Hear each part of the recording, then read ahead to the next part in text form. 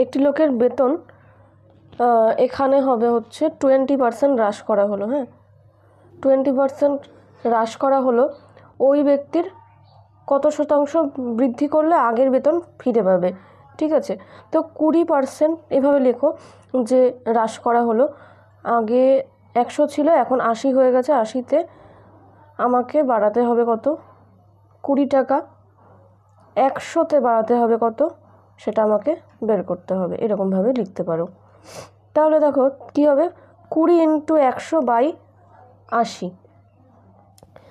20 × 100/80, 4 দিয়ে কাটা যাচ্ছে।